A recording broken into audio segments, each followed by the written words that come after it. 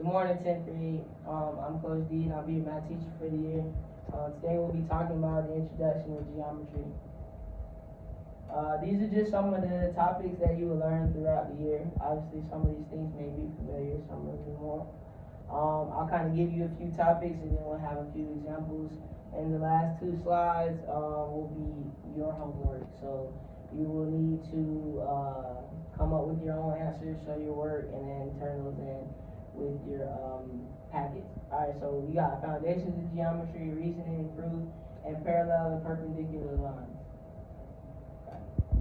Alright, so like I said, we'll do the first slide together. The last two slides with questions on it, you'll be required to do on your own. Alright, so lines. What is the difference between parallel and perpendicular lines? Okay. For me, it was always easier to draw them. This is parallel. I remember it because it has two L's, right? So parallel lines look like the two L's in the word. And then you have perpendicular, which would look like that, okay?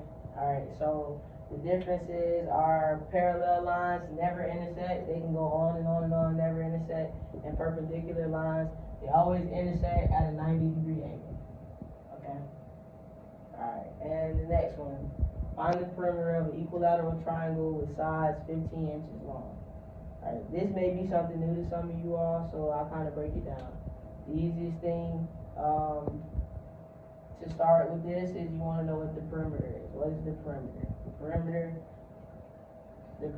The perimeter is the length around all sides.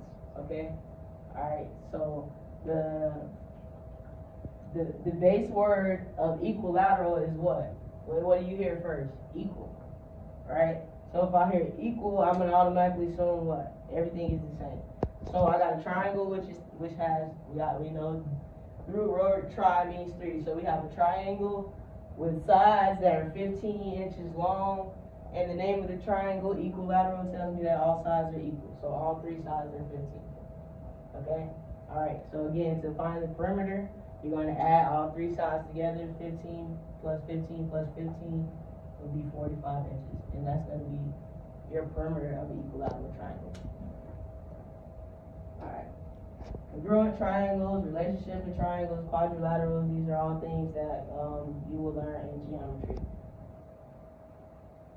So these are some more questions that I would like you guys to answer on your own. We can kind of go over number 1. What is a congruent triangle?